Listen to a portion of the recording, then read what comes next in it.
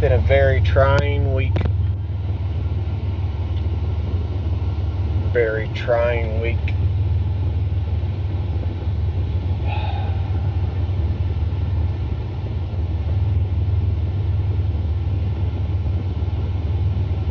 It's hot. See, I'm in my Ranger. Good news and bad news. Spent the day before yesterday in the ER and the urgent care. Got some problems going on. Told you guys a while back, when I woke up, I felt like I had a needle stuck in my hip. I'm just gonna leave it there. Well, I've had some issues, so I had to go to the emergency room and get an ultrasound done. Well, I went to urgent care, and Tina's like, I talked to the urgent care near my work, and they said you can come in there and they'll see you probably quicker than the hospital. I never believed that. So we got to urgent care, and we're in there for an hour until they finally see me. And then they call me back, and the doctor checks me out, and he's like, oh, that's a problem. And this is 3 times in 1 week they've drawn my blood. The first time it was drawn, it was really, really low. The next 2 times it was okay. So yesterday morning I was laying there, my phone rings, my buddy calls and said, hey dude, we got a bay open at the shop, bring your truck, put your transmission in. So I said, great. I was feeling like crap. I go to the pharmacy and get the medicine he prescribed me because I couldn't go right then and get it because it was closed. Because I spent all day long doing that hospital thing, or that afternoon. So I get the 2 things that he gave me to take, and I head to my buddies. And now, when the doctor's asking me questions like, hey, have you had any fevers, chills, anything, any issues? I said, nope, none at all. And everything was fine. And so I get up that morning, go get my medicine, and head to my buddies, sickly as I could be, in a lot of pain. In a whole lot of pain.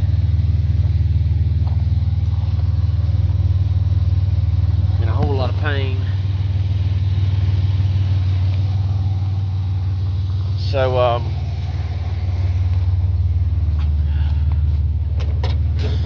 I work over there all day long, put my tranny in and trying to get it fixed. And this guy had to help me because me and my shoulders don't do well. We don't play well with others. We finally got it all in, got it together. And then I noticed, oh wow, there's a screw in my tire. That's lovely, having a screw in the tire. So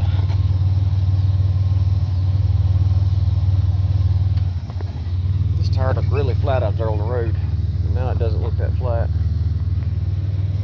So put a plug in the tire, and the plug didn't hold. By the time I got home, the tire was flat,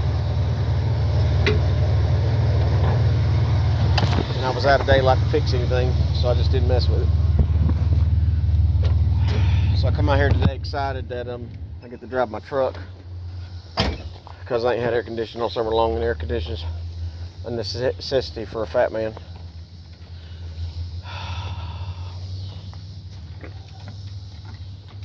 Oh, that's wonderful, Shannon. So I go this morning, I put a plug in it at his shop. I go to put a plug in it today for myself, and plug didn't hold. I went and spent $13 on a set or $10 on a bunch of plugs, and I put it in myself, and it seemed like that plug's leaking down. So I get in it and drive it up the road, and transmission did perfect yesterday. I go to drive it today, and it doesn't want to shift at all.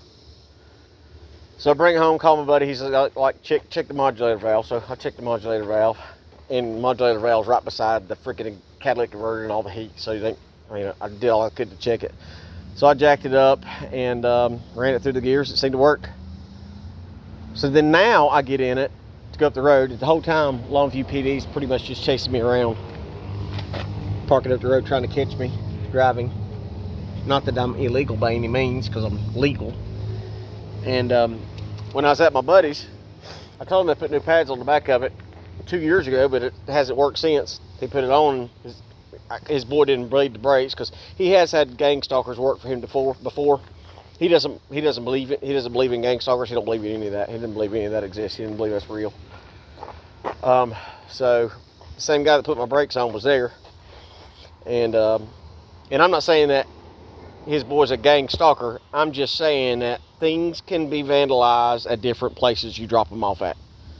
So it's a good chance all you got to do to put air in a brake line. And this is what people don't understand. They could mess with your brakes so easily. All I got to do is get up underneath your car, crack open a bleeder line, open it up halfway, let air in, and then close it back up. And you got air in your lines. You got to hit your brakes, they'll go to the floor before they catch. This is Gang Stalker 101. I can take a brake line of yours and I can pinch it real hard and break the inside of that rubber line and make it swell up, and then the brake fluid will get in it, but it can't escape, so your brake's locked down. There's a million ways they can vandalize your vehicles, and it looks like a perfect freaking accident. So just now, I got to get my truck, got to drive it to where I need to go, and the transmission starts to ship, and I notice it's hard to go. It feels like there's something fighting back against it. I got to hit the brake, and the freaking brake's locked down and it darks. So it's like now the freaking master cylinder is bad.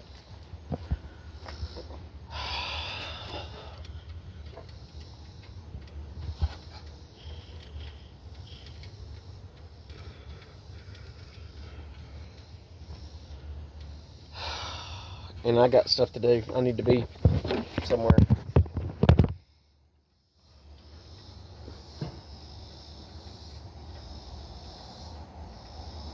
I need to be somewhere.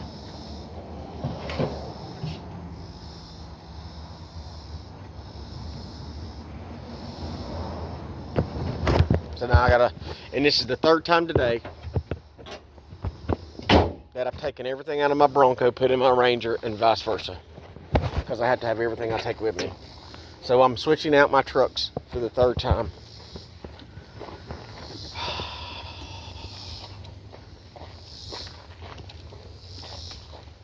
You guys want to see what shadow banning is? Look at my channel, and then look at Steve Bannon's. Go to Steve Bannon's The War Room. Go to his channel, look at it.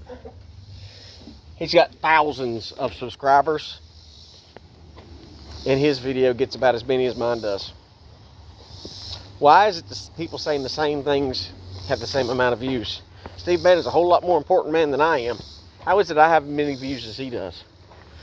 You can go to his big exposure videos, like right now, the ones with Bill Barr, where Bill Barr was helping to set up Donald Trump. You can look at that video, and he got like 70 views on it. So this is Gang Stalker 101. They don't want me to have two vehicles. They don't ever want you to have reliable transportation. Think about this. I've been in a rush to try to make some money because I gotta move. I got a month and a half. I got till the end of September to have a place to live at. What has happened since we found that out?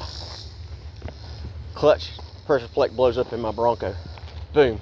As soon as we fix that, what happens? Transmission goes out on my Ranger. I mean, it's been hit after hit after hit for me. I've spent an extra I spent $4,000 the past 3 months.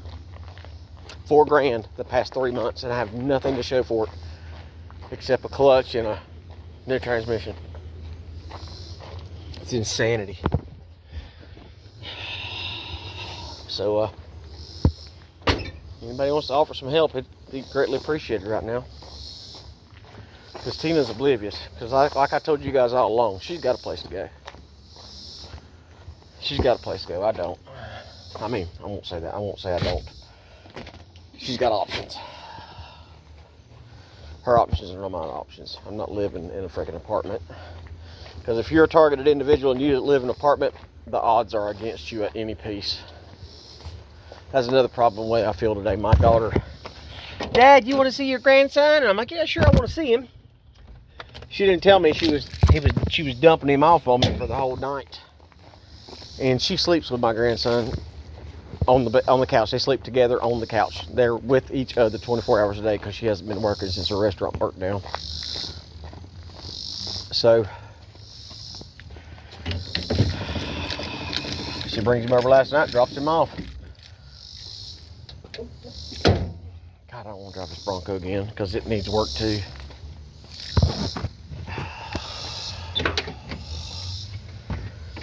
So, usually the kid sleeps with Tina because I can't sleep I sleep on my couch. I can't sleep in anything else. I tried to sleep at the beach and that was a nightmare for me. That bed was way too soft. So I put him in the bed, in the couch with me, and I got him asleep. By the time I got him asleep, I got him laid out, picked him up, made him a pallet on the floor, and put him in the floor.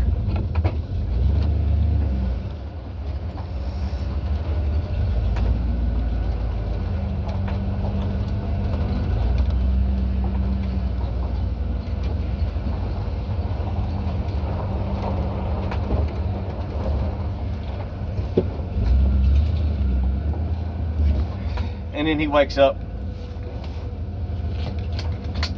I tried to put him in the bed with Tina and he pitched a fit. He started screaming and crying for Pawpaw.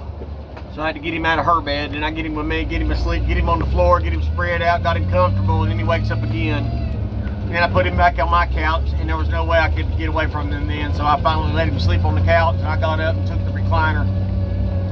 That's the second time this week that I've slept in a recliner.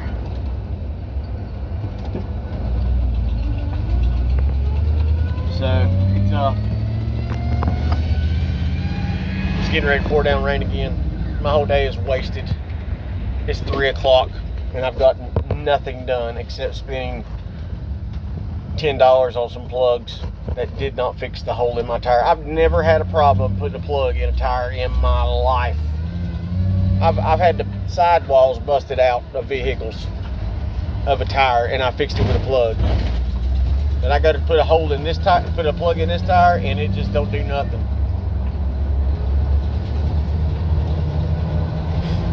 I was talking to my buddy, owns a wrecking company near me. He's got 5 or 6 rollbacks and wreckers. Said a trooper called him the other day. Trooper pulled over and he lit 3 illegal aliens in a car with no insurance, with a fake temporary tag, a paper tag out of South Carolina, with a bill of sale out of Georgia. Nobody had a license, nobody had an ID, nobody had a green card. And you know what the troopers do in the state of North Carolina? Guess. You know what they do in the state of North Carolina? They called the wrecker to pick the car up, and he let the illegal aliens jump in the wrecker and drive away. No ticket. They wrote nothing down. The trooper did nothing. You let me get caught with a faulty tag, no insurance, and no bill of sale and non-ownership of a vehicle, I'm going to jail. And I'm bonding out.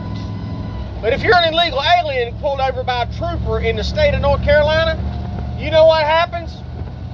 You get a ride. You and your vehicle get to drive, get picked up by a wrecker and hauled to a Love's where nothing else happens.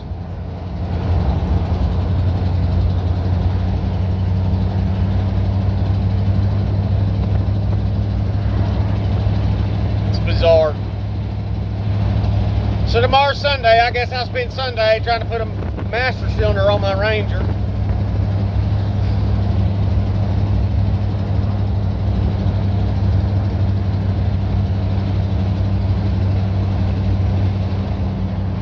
Tempted to take the one off Mason's truck,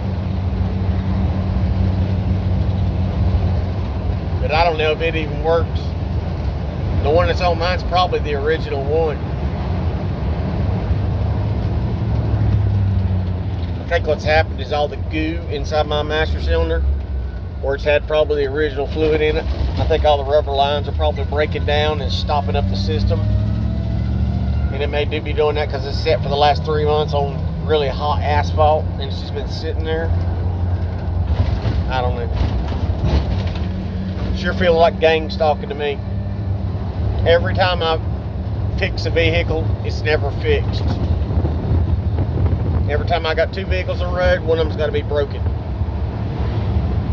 And my Ranger, hell, it needs tires on it. Needs a set of tires on it again. Because tires don't last long like they used to.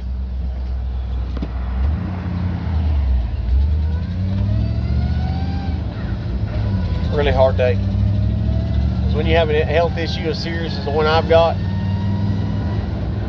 you do a lot of soul searching. Not that I don't search my soul every day and pray to the good Lord to lead, guide, and protect me. Mortality sucks. Life was a lot simpler where I didn't care if I lived or died. Now, I care if I live or die, but it doesn't seem like anybody else does. It's so weird. Like I said, targeted individuals, I feel for you, because we could die and no one would care until our corpse started stinking. That's the way I feel. No one would care until my body started rotting. I'm gonna care a lot about this jackass on my bumper. Look at this.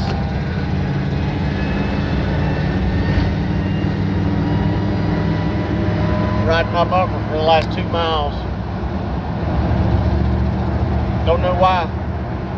I guess it's cool to ride my butt. Anyway,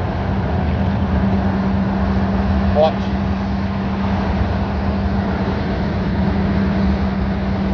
Flying past me after she rode my butt. Anyway, hunting season's coming up.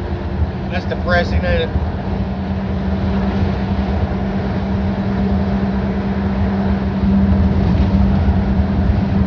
Have a good day.